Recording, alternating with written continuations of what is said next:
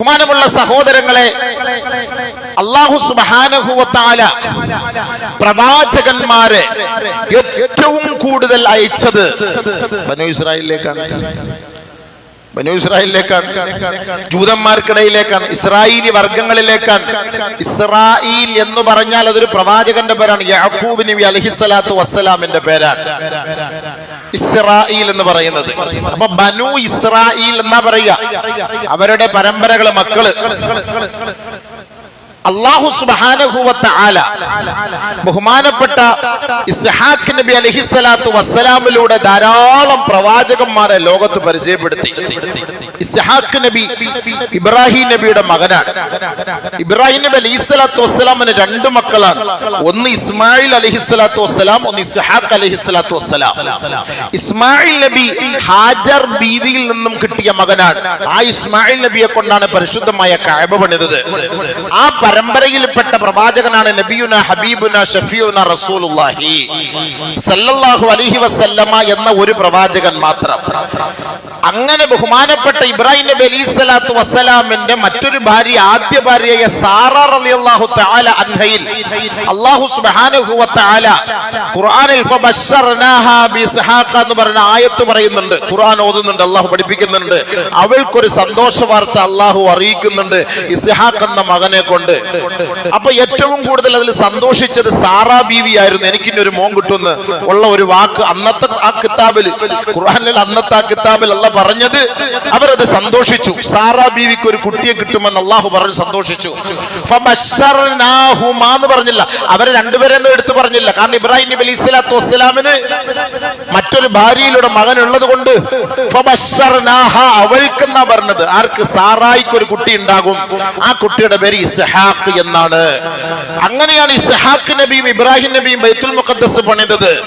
ഇബ്രാഹിം നബി അലൈഹിസ്സലാത്തു വസ്സലാം, ഇസ്ഹാഖ് നബി അലൈഹിസ്സലാത്തു വസ്സലാമും. ആ ഇസ്ഹാഖ് നബിയുടെ മകനാണ് യാക്കൂബ് നബി അലൈഹിസ്സലാത്തു വസ്സലാം. ആ യാക്കൂബ് നബിയുടെ മറ്റൊരു പേരാണ് ഇസ്രായേൽ. ജൂതന്മാർക്കിടയിലേക്കാണ് പ്രവാചകന്മാർ കൂടുതലും വന്നത്. അപ്പൊ അറിയാലോ സ്വഭാവം എന്താന്നുള്ളത്. 800 കോടി ലോകത്ത് മനുഷ്യരുണ്ട്. 800 കോടി മനുഷ്യരില് 0.2 മാത്രമേ ഉള്ളൂ ജൂതന്മാർ.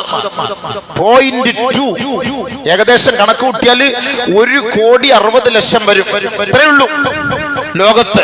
ലോക ചരിത്രത്തിൽ 3.5 കോടി ജൂതന്മാര് ലോകത്തുണ്ടായിരുന്നു.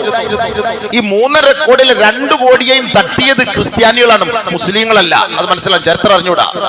ഏറ്റവും വലിയ വിരോധികൾ ആരാ? അവരുടെ മുസ്ലിങ്ങളൊന്നും അല്ല. മുസ്ലിങ്ങൾ അങ്ങനെ വിരോധിക്കാൻ പാടില്ല. വിധങ്ങൾ വരച്ച് പറഞ്ഞ വാക്കല്ലേ. അല്ലെങ്കിൽ ആ ജൂത പെണ്ണിനെ അള്ളാന്റെ റസൂൽ അപ്പോളെ കഴുത്തറുത്ത് കൊല്ലാൻ പറയൂലേ. ഹിറ്റ്ലർ ആരായിരുന്നു? മുസ്ലിമാ? ഹിറ്റ്ലറിനെ നോക്കിയിട്ട് തീവ്രവാദി എന്ന് പറയൂ ഇന്നത്തെ ആളുകള്? 90% ജൂതന്മാരെയും കൊന്നൊടുക്കിയില്ലേ? ആരെല്ലാം പറയോ? 10% ബർക്കത്തിന് വേണ്ടി വെച്ചിരിക്കുകയാണ്. ഭാവിയിൽ നിങ്ങൾ കണ്ടോളി അവരുടെ സ്വഭാവം എങ്ങനെ ഉണ്ടെന്ന്. ഹിറ്റ്ലറിന് അന്ന് ബുദ്ധി തോന്നി. ഇപ്പൊ ബർക്കത്ത് മനസ്സിലായില്ല എങ്ങനെയാണെന്നുള്ള സംഭവം. എന്നാൽ ഈ 2.2% വരുന്ന ജൂതായിസമാണ് ലോകത്തെ ഇന്ന് നിയന്ത്രിക്കുന്നത്. മനസ്സിലാക്കണം അവരുടെ ബുദ്ധി എത്രത്തോളം ഉണ്ടെന്ന് മനസ്സിലാക്കണം. കേരളത്തിൽ 3000 ജൂതന്മാരുണ്ട്. അതുപോലെ നമ്മുടെ സംസ്കാരം പഠിച്ചുകൊണ്ട് നമ്മളോട് കൂടെ ഒക്കെ ഇങ്ങനെ ഇണങ്ങി ഇതാണ് നല്ലതെന്ന് മനസ്സിലാക്കി അങ്ങനെ കഴിയുന്നവരാണ്.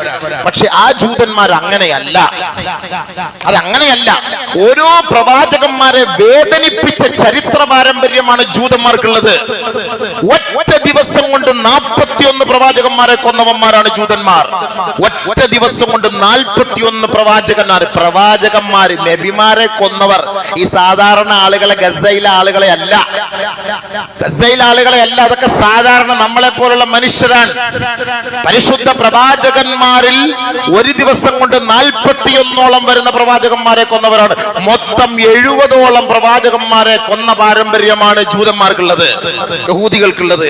70 പ്രവാചകന്മാരെ ലൈവായിട്ട് അല്ലാഹു സുബ്ഹാനഹു വ തആല ആണ് ലോകത്തിന്റെ രക്ഷിതാവ്, അവനല്ലാതെ ഒരു ഇലാഹില്ല എന്ന് മൂസ നബി അലൈഹിസ്സലാത്തു വസ്സലാം അള്ളാന്റെ ഭാഗത്തുനിന്ന് ലൈവായിട്ട് ഇറക്കി ഓരോ ദൃഷ്ടാന്തങ്ങൾ കാണിച്ചു കൊടുത്തിട്ടും അംഗീകരിക്കാൻ തയ്യാറാവാത്ത വർഗമാണ് ജൂതന്മാർ.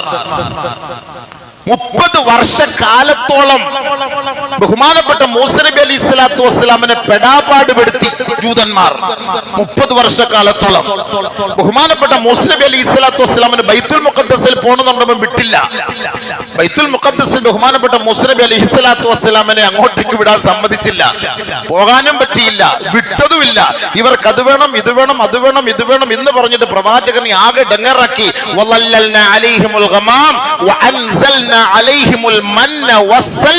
30 വർഷക്കാലത്തിൽ തിന്നും കുടിച്ചിട്ട് നിങ്ങൾ ഇരുന്നോളി, എന്റെ ഈ തൗറാത്ത് നിങ്ങളൊന്ന് പഠിച്ചാൽ മതി, നിങ്ങൾ ഒരു പണി എടുക്കണ്ട, നിങ്ങൾക്ക് ഇഷ്ടം പോലെ തിന്നാനും കുടിക്കാനും ഞാൻ ഒപ്പിച്ചു തരാം.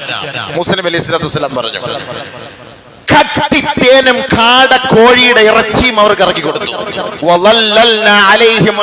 മേഘത്തിൽ തണലിട്ട് കൊടുത്തു.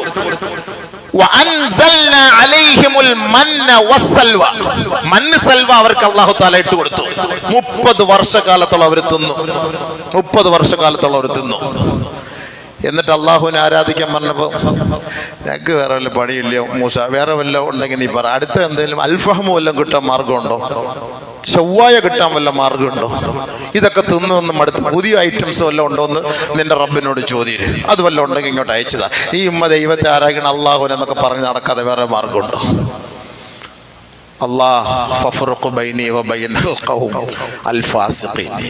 ഈ വൃത്തികെട്ടവന്മാരെ നീ എന്നെ നീ അങ്ങ് ഒഴിവാക്കി താ. ഇവന്മാരുടെ തലയിൽ ഇനിയൊന്നും കേറില്ല പഠിച്ചവനെ. ഫറോവയെ കൊന്നൊടുക്കി അള്ളാഹുവിന്റെ ലൈവായ ദൃഷ്ടാന്തമാണ്. ഫറോവയെ അള്ളാഹു സുബ്ഹാനഹു വ തആല ഇതാ കൊല്ലുന്നു. അവരുടെ കൂട്ടത്തിൽ വജാവസ്നാ ബിബനി ഇസ്രായീൽ അൽ ബഹർ, അവരിങ്ങനെ സമുദ്രത്തിലൂടെ മൂസ നബിയോടൊപ്പം നടക്കുമ്പോൾ ഫറോവയെ കൊല്ലുന്നതും അവിടെ റോഡായിട്ട് മാറുന്ന ലൈവല്ലേ ഇത്? അള്ളാഹ് കാണിച്ചു കൊടുത്ത ദൃഷ്ടാന്തല്ലേ? അമേരിക്കക്കാരുടെ പരിപാടിയൊന്നും അല്ലല്ലോ ഇത്, ജൂതന്മാരുടെ പരിപാടിയല്ലല്ലോ.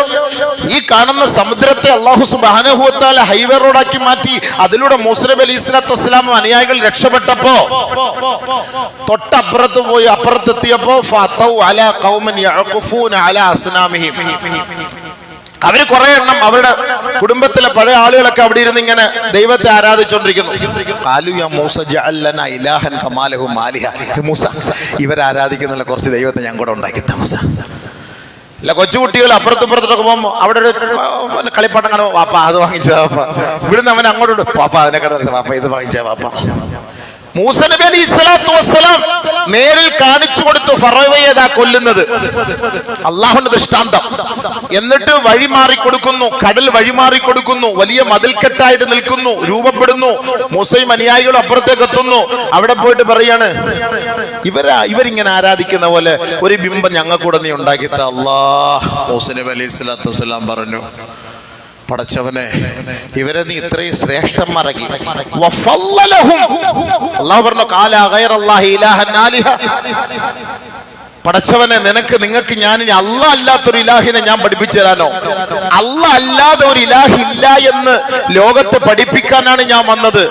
എന്നിട്ട് നിങ്ങൾ അല്ലാഹ് അല്ലാത്ത ഒരാളെ പഠിപ്പിച്ചു തരാൻ പറഞ്ഞാൽ ഞാൻ എങ്ങനെയാണ് അംഗീകരിക്കുക? എന്നെ കൊണ്ട് ഉൾക്കൊള്ളാൻ കഴിയില്ല, സാധിക്കുകയില്ല.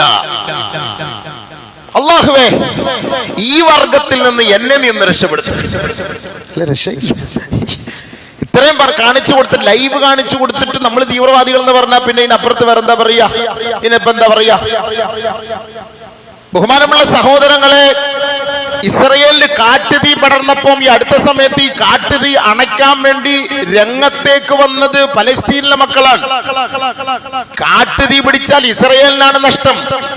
ആ നാടിനെ സഹായിക്കാൻ വേണ്ടി പാവപ്പെട്ട പലസ്തീനി മക്കളാണ് ഇറങ്ങിയത്. കാരണം നബിയുടെ പാരമ്പര്യം അങ്ങനെയാണ്, പ്രവാചകൻ പഠിപ്പിച്ച പാരമ്പര്യം അങ്ങനെയാണ്.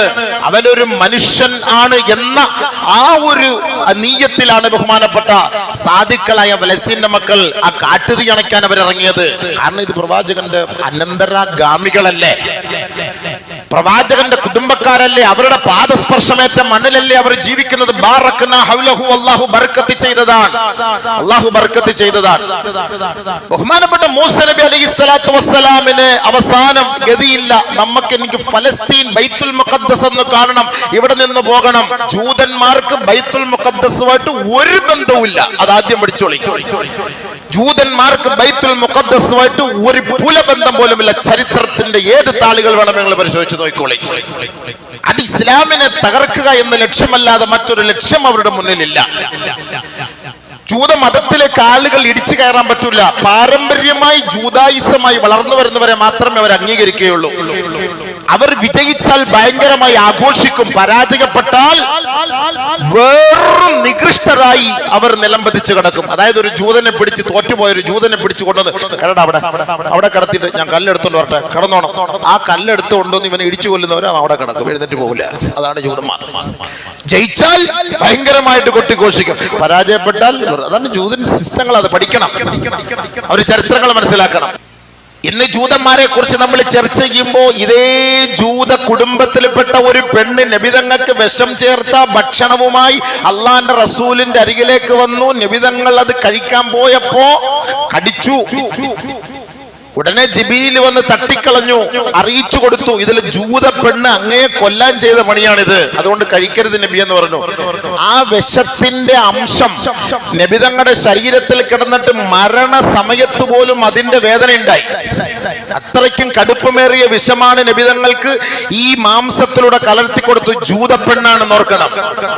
നബിയുന റസൂലുള്ളാഹി സ്വല്ലല്ലാഹു അലൈഹി വസല്ലമ തങ്ങൾ ഇത് അറിയിച്ചപ്പോ ബഹുമാനപ്പെട്ട ഉമറുൽ ഫാറൂഖ് റളിയല്ലാഹു തആല അൻഹു അവളെ അറസ്റ്റ് ചെയ്ത് നബിയുടെ മുന്നിൽ കൊണ്ടുവന്ന് ഊരിപ്പിടിച്ച വാളെടുത്തിട്ട് പറഞ്ഞു, അഫലാ നഖ്തുലുഹ, തല വെട്ടിയെടുക്കണം. ഇപ്പം അവളുടെ തല വെട്ടിയെടുക്കണം, വേറെ മാർഗമില്ല. നബിയെ യാ റസൂലല്ലാഹ് സല്ലല്ലാഹു അലൈഹി വസല്ലമ തങ്ങൾ പറഞ്ഞു, വിട്ടേരെ, ആ പണി നമുക്കില്ല,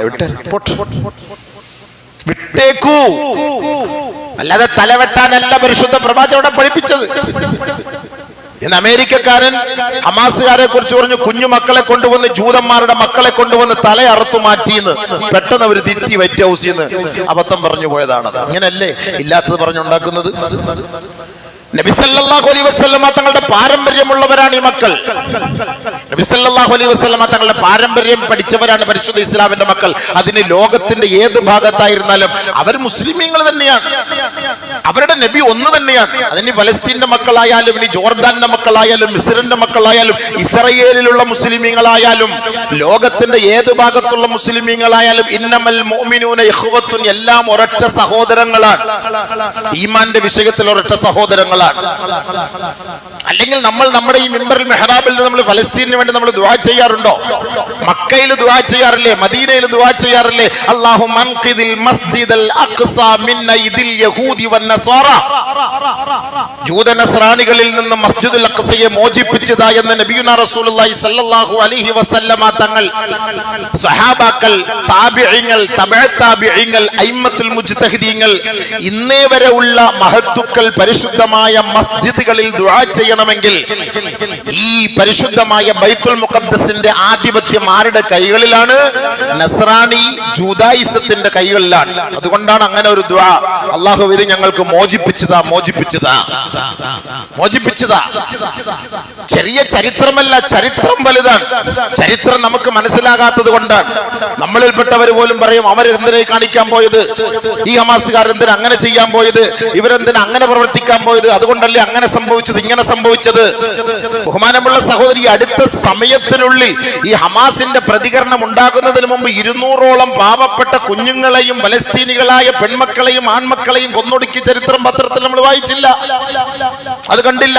അത് ചായക്കൊരു വട കഴിക്കുന്നത് പോലെ വെറുതെ പിടിച്ചുകൊണ്ട് ഒരു കൊന്നുകളയ, അതിനൊന്നും ആർക്കും ഒരു ചർച്ചയുണ്ടായില്ല. അങ്ങനെ മാനസികമായി വിഷമിച്ച് വീർപ്പ് മുട്ടിയിട്ടാണ് ഇങ്ങനെ ഒരു ദുരന്തത്തിന് വേണ്ടി അവർ തയ്യാറെടുത്തതെങ്കിൽ ഇതൊക്കെ ചരിത്രത്തിന്റെ ഏടുകളിലുണ്ട്. ഇങ്ങനെയൊക്കെ സംഭവിക്കും. ഇസ്ലാമിക വീക്ഷണത്തിൽ നമ്മളതാ മനസ്സിലാക്കേണ്ടത്. ഇതൊക്കെ സംഭവിക്കും എന്നുള്ള കാര്യം കാലേക്കൂട്ടി പരിശുദ്ധ ഖുർആനും ആദരവായ റസൂലുള്ളാഹി സ്വല്ലല്ലാഹു അലൈഹി വസല്ലമ തങ്ങൾ നമുക്ക് പഠിപ്പിച്ചു തന്നിട്ടുള്ള കാര്യമാണ്. ബൈത്തുൽ മുഖദ്ദസ് അല്ലെങ്കിൽ ബൈത്തുൽ മഖ്ദിസ് എന്ന് പറയുന്നത് അല്ലാഹുവിന്റെ ഭവനമാണ്. ആദ്യത്തെ കഅബയാണ് പരിശുദ്ധമായ ബൈത്തുൽ മുഖദ്ദസ്. ആദ്യത്തെ ഖിബ്ലയാണ്. ആദ്യത്തെ ഖിബ്ല. ലോകത്ത് ആദ്യമായി നമ്മൾ നബിയുനാ റസൂലുള്ളാഹി സ്വല്ലല്ലാഹു അലൈഹി വസല്ലമ തങ്ങൾ അടക്കം അവിടെ 17 മാസത്തോളം 16 മാസത്തോളം ആ പരിശുദ്ധമായ ബൈത്തുൽ മഖ്ദിസിനെ നോക്കി നമസ്കരിച്ചിരുന്നു എങ്കിൽ അത് ആദ്യത്തെ നമ്മുടെ ഖിബിലയാണത്. നബിയുനാ റസൂലുള്ളാഹി സ്വല്ലല്ലാഹു അലൈഹി വസല്ലമ തങ്ങൾ പറഞ്ഞു, 3 മസ്ജിദിലേക്ക് നിങ്ങൾക്ക് യാത്ര ചെയ്യൽ അനുവദനീയമാണ്, നിങ്ങൾ യാത്ര ചെയ്യണം. അതിൽ 1 മക്ക, 2 മദീന, 3 ബൈത്തുൽ മുഖദ്ദസ്. ബൈത്തുൽ മുഖദ്ദസിന് അല്ലാഹു സുബ്ഹാനഹു വ തആല കൊടുത്തിരിക്കുന്ന ഉത്തരവാദിത്തം ഏറ്റവും വലിയ മഹത്വം, കഅബ ശരീഫിൽ നമസ്കരിച്ചാൽ 1 ലക്ഷം, മക്കയിൽ മദീനയിൽ നമസ്കരിച്ചാൽ 50,000 എന്നും 1000 എന്നും, പരിശുദ്ധമായ ബൈത്തുൽ മുഖദ്ദസിൽ നമസ്കരിച്ചാൽ 500 പ്രതിഫലം കിട്ടും എന്നാണ് നബിയുനാ ഷഫീഉനാ റസൂലുള്ളാഹി നമുക്ക് പഠിപ്പിച്ചത്. അത് പരിശുദ്ധ പ്രവാചകൻ നമുക്ക് പഠിപ്പിച്ചിരുന്നെങ്കിൽ ബഹുമാനപ്പെട്ട കഅബ ശരീഫ്, മക്കയിലുള്ള കഅബത്തുള്ളായ ഇബ്രാഹിം നബി അലൈഹിസ്സലാത്തു വസ്സലാമും മകൻ ഇസ്മായിലും ചേർന്ന് അത് പണിത് വലുതാക്കിയെങ്കിൽ പരിശുദ്ധമായ മസ്ജിദുൽ അഖ്സ ബഹുമാനപ്പെട്ട ഇബ്രാഹിം നബി അലൈഹിസ്സലാത്തു വസ്സലാമും മകൻ ഇസ്ഹാഖ് നബി അലൈഹിസ്സലാത്തു വസ്സലാമിന്റെയും പരിശ്രമ ഫലമായിട്ടാണ് ബൈത്തുൽ മഖ്ദിസ് അവർ പണിതുയർത്തിയത്. ലോകത്ത് ആദ്യമായിട്ടുള്ള പള്ളി എന്ന് പറയുന്നത് പരിശുദ്ധമായ കഅബയാണ്. ഇന്ന അവ്വല ബൈത്തിൻ വുളിഅ ലിന്നാസി ലല്ലദീ ബിബക്ക. കഅബയാണ് ആദ്യത്തെ പള്ളി. രണ്ടാമത്തെ പള്ളിയായി ലോകത്ത് അല്ലാഹു സുബ്ഹാനഹു വ തആല പരിചയപ്പെടുത്തിയത് പവിത്രമേറിയ ബൈത്തുൽ മുഖദ്ദസ് ആണ്. രണ്ടാമത്തെ നമ്മുടെ പള്ളിയാണ് ബൈത്തുൽ മുഖദ്ദസ്. ചെറിയ കാര്യമല്ല അത്. അല്ലാഹു സുബ്ഹാനഹു വ തആല വെറുതെയല്ല, ഖുർആൻ അതിനെക്കുറിച്ച് ചർച്ച ചെയ്തു. സുബ്ഹാനല്ലദീ അസ്റാ ബിഅബ്ദി ലൈലൻ മിനൽ മസ്ജിദിൽ ഹറാം ഇലൽ മസ്ജിദിൽ അഖ്സാ الذي باركنا حوله لنريه من آياتنا. മസ്ജിദുൽ അഖ്സയുടെ പരിസരങ്ങളിൽ നാം ഒരുപാട് അനുഗ്രഹങ്ങൾ ചെയ്തിട്ടുണ്ട് കേട്ടോ. അത് നബിയെ അങ്ങയെ കാണിച്ചു തരാൻ, മനസ്സിലാക്കി തരാൻ ഒരൊറ്റ രാത്രി കൊണ്ട് രാപ്രയാണം നടത്തിയ പടച്ച തമ്പുരാൻ പരിശുദ്ധനാണ് കേട്ടോ. ലിനുരിയഹു മിൻ ആയാതിനാ ബാറക്നാ ഹൗലഹു. അതിന്റെ പരിസരങ്ങളിൽ നാം ബർക്കത്ത് ചെയ്തിട്ടുണ്ട്. 100 ചില്ലുവാനം അമ്പിയാക്കൾ അടക്കം ചെയ്യപ്പെട്ടിരിക്കുന്ന സ്ഥലമാണ് പരിശുദ്ധമായ ബൈത്തുൽ മുഖദ്ദസ്. ബൈത്തുൽ മുഖദ്ദസിൽ പോകാൻ നമുക്ക് ആഗ്രഹം വരില്ല, മക്കയിലും മദീനയിലേക്കും പെട്ടെന്ന് പോകാൻ ആഗ്രഹം വരും. ചിലരൊക്കെ ബൈത്തുൽ മുഖദ്ദസിൽ പോവാന്ന് പറഞ്ഞിട്ട് മുങ്ങി അടക്കുകയാണ്. പോകാം അവസാനം ഇപ്പൊ യുദ്ധവുമായി, ഇനിയിപ്പം പോക്ക് നടക്കൂലല്ലോ. ബൈത്തുൽ മുഖദ്ദസിൽ ഒന്ന് പോകണം, ഒന്ന് കറങ്ങണം. ചരിത്രം എഴുതിയവരൊക്കെ ഇരിപ്പുണ്ട് ബൈത്തുൽ മുഖദ്ദസ്. എന്താണെന്നുള്ള പഠിക്കണം. ഇനി അവിടെ പഠിക്കാൻ ഇനി പോകാൻ പറ്റുമോ? ചിന്തിച്ചു നോക്കി. ചരിത്രം പഠിക്കണം, മനസ്സിലാക്കണം. അത് ഇവിടെ ഇരുന്ന് മണക്കാട് പള്ളി എന്ന് പറഞ്ഞിട്ട് കാര്യമില്ല. ഉസ്താദിനെ കൂട്ടിയിട്ട് പോകണം, പൈസയും ചെലവാക്കിയിട്ട്. അവിടെ കൊണ്ടുപോയിട്ട് ബൈത്തുൽ മുഖദ്ദസ്, ഇവിടെ മൂസാ നബി, ഇവിടെ ഇബ്രാഹിം നബി, ഇന്ന സ്ഥലത്ത് ഇതൊക്കെ സംഭവമാണെന്ന് പഠിക്കണം. അല്ലെങ്കിൽ അറിയാവുന്ന ചരിത്രം അറിയാവുന്ന ആളുകളൊക്കെ നമ്മുടെ നാട്ടിലുണ്ട്, അവരുടെ കൂട്ടത്തിൽ പോകണം. വെറുതെ പോയിട്ട് ചുമ്മാ ഇങ്ങനെ സിയാറത്ത് ചെയ്ത് വരലല്ല വേണ്ടത്. മക്കയിലും മദീനയിലും പോലെ എളുപ്പമായിരുന്നു ബൈത്തുൽ മുഖദ്ദസ്. എന്തേ പോകാഞ്ഞത്? ഞാൻ പോകാൻ വേണ്ടി പോയി, അവിടെ എത്തിയപ്പോ എന്നെ കേട്ടില്ല. ഞാനിപ്പോ എന്ത് ചെയ്യാൻ പറ്റും? അതിനുവേണ്ടി പരിശ്രമിച്ച് അവിടെ എത്തിയതാണ്, വിട്ടില്ല. തിരിച്ചു വന്നു, അതേപോലെ മടങ്ങി വരേണ്ടി വന്നു. പിന്നെ എന്ത് ചെയ്യാൻ? അള്ളാഹുവിന്റെ തീരുമാനം. പോകാൻ ആഗ്രഹിച്ചു പോയി. അപ്പൊ ആഗ്രഹിച്ചു പോയി എന്റെ കൂലി ചിലപ്പോൾ കിട്ടിയേക്കും എന്ന് പ്രതീക്ഷിക്കാം, റജാ വെക്കല്ലോ. അപ്പൊ അല്ലാഹു സുബ്ഹാനഹു വ തആല ഭൂമിയിൽ അനുഗ്രഹിച്ച സ്ഥലമാണ് ബൈത്തുൽ മുഖദ്ദസ്. ഈ ബൈത്തുൽ മുഖദ്ദസ് നബിതങ്ങളുടെ കാലഘട്ടം മുതലേ പ്രശ്നങ്ങളാണ്. നസ്രാനികളാണ് ആദ്യം അത് ഭരിച്ചിരുന്നത്. അതിന്റെ ഉത്തരവാദിത്വം ഏറ്റെടുത്തത് നസ്രാനികളാണ്. ഈ നസ്രാനികളിൽ നിന്ന് ഒരിക്കൽ ഇൻഷാ അല്ലാഹ് മോചനം ഉണ്ടാകുമെന്ന് നബി സല്ലല്ലാഹു അലൈഹി വസല്ലമ തങ്ങൾ പറഞ്ഞിരുന്നു. ഖിയാമത്ത് നാളിന്റെ അടയാളങ്ങളിൽ 6 എണ്ണം നബി സല്ലല്ലാഹു അലൈഹി വസല്ലമ തങ്ങൾ എണ്ണുന്ന കൂട്ടത്തിൽ ആദരവായ റസൂലുള്ളാഹി സ്വല്ലല്ലാഹു അലൈഹി വസല്ലമ തങ്ങൾ പറഞ്ഞു, 1 മൗതി, എന്റെ മരണം. എന്റെ മരണം ലോകാവസാനത്തിന്റെ അടയാളമാണ്. രണ്ടാമത് നബി സല്ലല്ലാഹു അലൈഹി വസല്ലമ തങ്ങൾ പറഞ്ഞു, ഫത്ഹു ബൈത്തുൽ മഖ്ദിസ്, ലോകം അവസാനിക്കുന്നതിന് മുമ്പ് ബൈത്തുൽ മുഖദ്ദസ് മോചിപ്പിക്കപ്പെടും, ജൂതന്മാരുടെ കരങ്ങളിൽ നിന്ന് മോചിപ്പിക്കപ്പെടും. നബിയുടെ വാക്ക, വല്ലാഹി അത് സഫലമായിട്ടേ ലോകം അസ്തമിക്കും. നബിതങ്ങളുടെ വാക്കാണ്. മൂന്നാമത് താഊൻ അംവാസ്, കൊറോണ പോലുള്ള രോഗങ്ങൾ വ്യാപിക്കും. 4-മത് ഇസ്തിഫാലത്തുൽ മാൽ, സമ്പത്ത് കണക്കില്ലാതെ ഒഴുകൊണ്ടിരിക്കല്ലേ. ഇതല്ല ഈ പറഞ്ഞ എല്ലാം ഇപ്പൊ ഉണ്ട്. ബൈത്തുൽ മുഖദ്ദസ് മാത്രത്തിന്റെ പരിപാടിയേ ഉള്ളൂ. അത് നടന്നുകൊണ്ടിരിക്കുകയാണ്. എത്രയും പെട്ടെന്ന് മോചിപ്പിക്കും. ബാക്കിയല്ല ഇസ്തിഫാലത്തുൽ മാൽ. കോടാന കോടികളില്ലേ സമ്പത്ത്, ഈടി കയറിയപ്പം കാണുന്നില്ലേ, കെട്ട് കണക്കിനല്ലേ നമ്മൾ കാണുന്നത് ഓരോരുത്തരുടെ വീടുകളിലും ഓഫീസുകളിലും അവിടെയൊക്കെ ഇസ്തിഫാലത്തുൽ മാൽ. അഞ്ചാമത് സദക്ക വാങ്ങാൻ ആരും കാണൂല. ആരും കാണുന്ന ഇന്ന് നിങ്ങളൊരു 100 ഒരു 10 രൂപ കൊണ്ട് പിച്ചക്കാരന് കൊടുത്തു നോക്ക്, 10 രൂപ എന്താ ഈ 10 രൂപ ഒരു ചായ കുടിക്കണമെങ്കിൽ 15 രൂപ വേണമെന്ന് പറയും. വില ഉണ്ടാ?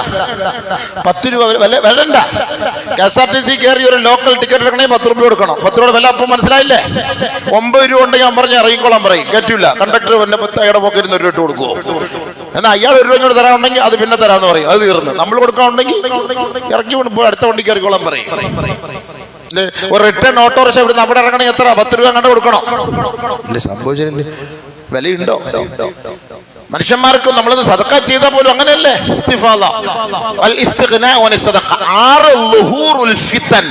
ഫിത്നകൾ ഉണ്ടാകും, പൊട്ടിപ്പുറപ്പെടും. ഫിത്നകൾ പൊട്ടിപ്പുറപ്പെടുന്ന ഒരു കാലം. എന്റെ വീക്ഷണത്തിൽ ഈ 5 കാര്യങ്ങൾ ഇപ്പൊ നിലവിലുണ്ട്. ബൈത്തുൽ മുഖദ്ദസ് മാത്രമേ ഉള്ളൂ ഇനി ബാക്കി.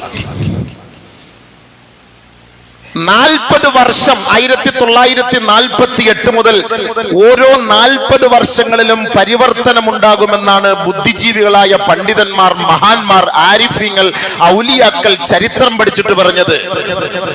അതിൽ ഒരു 40 കഴിഞ്ഞു. ഇനി രണ്ടാമത്തെ 40 2027 ആകുമ്പോൾ ഖുദ്സ് മോചിപ്പിക്കപ്പെടും എന്നാണ് ആ മഹാന്മാരായ ആരിഫീങ്ങൾ അവർ ചരിത്രം, താരീഖുകൾ പഠിച്ചിട്ട് പറയുന്നത്. അതിന്റെ തുടക്കമാകാം ഇത്. ഇനി ഖിയാമത്ത് നാളിന്റെ അടയാളത്തിൽ ബാക്കിയുള്ളത് ഫത്ഹു ബൈത്തുൽ മഖ്ദിസ്, ബൈത്തുൽ മുഖദ്ദസ് മോചിപ്പിക്കപ്പെടലാണ്. ബഹുമാനപ്പെട്ട നബിതങ്ങളുടെ ആഗ്രഹമായിരുന്നു സഹാബാക്കളുടെ കാലഘട്ടത്തിൽ. പക്ഷേ അത് സാധിക്കാതെ വന്നപ്പോ ബഹുമാനപ്പെട്ട ഉമർ റളിയല്ലാഹു തആല അൻഹുവിന്റെ കാലഘട്ടത്തിൽ ബൈത്തുൽ മുഖദ്ദസ് മോചിപ്പിക്കപ്പെട്ടു. ക്രൈസ്തവരുടെ കൈകളിലായിരുന്നു അന്ന്. ഉമർ റളിയല്ലാഹു തആല അൻഹുവിന്റെ ധൈര്യവും സ്ഥൈര്യവും അവർ മനസ്സിലാക്കിയിട്ട് അവർ കീഴടങ്ങുകയാണ് ചെയ്തത്. യുദ്ധത്തിന് തയ്യാറാകാതെ ബൈത്തുൽ മുഖദ്ദസ് ബഹുമാനപ്പെട്ട ഉമർ റളിയല്ലാഹു തആല അൻഹുവിന്റെ കൈകളിലേക്ക് അവർ ഏൽപ്പിക്കുകയാണ്. ഉടനെ ഉമർ റളിയല്ലാഹു തആല അൻഹു പറഞ്ഞു, അല്ലാഹു സുബ്ഹാനഹു ഖൗമുൻ അഅസ്സനല്ലാഹു ബിൽ ഇസ്ലാം ഫമഹ്മാ ഇബ്തഗൈനാ ബിഗൈരിഹി അദല്ലനല്ലാഹ്. അല്ലാഹു സുബ്ഹാനഹു വ തആല ഈ ബൈത്തുൽ മഖ്ദസ് തന്നിട്ട് നമ്മളെ അഭിമാനത്തിൽ എത്തിച്ചിരിക്കുകയാണ്. അല്ലാഹുവിലാണ് നമ്മൾ അഭയം പ്രാപിക്കേണ്ടത്. അവനെ ആരാധിക്കുന്നതിലൂടെയാണ് നമ്മൾ അഭിമാനിക്കപ്പെടേണ്ടത്. അവനെ അല്ലാതെ മറ്റൊരു വസ്തുവിനെ ആരാധിച്ചിരുന്നുവെങ്കിൽ അദല്ലനല്ലാഹു, ഇന്ന് ഈ സമയത്ത് അല്ലാഹു നമ്മളെ നിന്ദിക്കുമായിരുന്നു, നികൃഷ്ടനാക്കുമായിരുന്നു. പക്ഷേ ഈ ബൈത്തുൽ മുഖദ്ദസിന്റെ ഉടമസ്ഥനായ അല്ലാഹുവിനെ ആരാധിച്ചതിന്റെ പേരിൽ അല്ലാഹു സുബ്ഹാനഹു വ തആല നമുക്ക് ഇന്ന് അഭിമാനം നൽകി, ഇസ്സത്ത് നൽകി എന്ന് മഹാനായ ഉമറുൽ ഫാറൂഖ് റളിയല്ലാഹു തആല അൻഹു അന്ന് ബൈത്തുൽ മഖ്ദിസ് തന്റെ കൈകളിൽ കിട്ടിയപ്പോൾ എന്ന് പറഞ്ഞ വാക്കാണ്. പിന്നെ അതിനുശേഷം വീണ്ടും കുരിശ് യുദ്ധം നടന്നു 200 വർഷക്കാലത്തോളം. ഇന്നത്തെ ഒന്നും ചരിത്രമല്ല ഇത്. ഇപ്പൊ നമ്മൾ 40 വർഷത്തെ ചരിത്രങ്ങൾ നമുക്കറിയുള്ളൂ. 200 വർഷക്കാലത്തോളം കുരിശ് യുദ്ധം നടന്നു. അതിനുശേഷം നൂറുദ്ദീൻ സൻഗി റഹ്മഹുല്ല എന്ന് പറയുന്ന ഒരു മഹാനുഭാവനാണ് ഇതിന് നേതൃത്വം കൊടുക്കുന്നത്, അടുത്ത ഖുദ്സ് പിടിച്ചെടുക്കാൻ. അദ്ദേഹം ഇടയ്ക്ക് വെച്ച് വഫാത്തായി പോയപ്പോൾ ആ കൊടി ഏറ്റെടുത്തത് ബഹുമാനപ്പെട്ട സലാഹുദ്ദീൻ അയ്യൂബി റഹ്മഹുല്ലയാണ്. രണ്ടാമത് ഖുദ്സിനെ മോചിപ്പിച്ചത് സലാഹുദ്ദീൻ അയ്യൂബി റഹ്മത്തുള്ളാഹി തആല അലൈഹി അവറുകളായിരുന്നു. രണ്ടാമത് ഖുദ്സിനെ മോചിപ്പിച്ചത്. 2 സന്ദർഭത്തിലാണ് ബൈത്തുൽ മഖ്ദിസ് നമ്മുടെ കൈകളിലേക്ക് എത്തിയത്. ഇനി മൂന്നാമതൊരു പ്രാവശ്യം ബൈത്തുൽ മഖ്ദിസ് മോചിപ്പിക്കപ്പെടും. അതോടുകൂടി ലോകത്തിന്റെ അന്ത്യവും എത്തും. നബിയുനാ റസൂലുള്ളാഹി സ്വല്ലല്ലാഹു അലൈഹി വസല്ലം ഫത്ഹു ബൈത്തുൽ മഖ്ദിസ് ലോകാവസാനത്തിന്റെ അടയാളത്തിൽപ്പെട്ടതാണ് ബൈത്തുൽ മുഖദ്ദസ് മോചിപ്പിക്കുക എന്നുള്ളത്. അത് ലോകാവസാനത്തിന്റെ അടയാളമാണ്.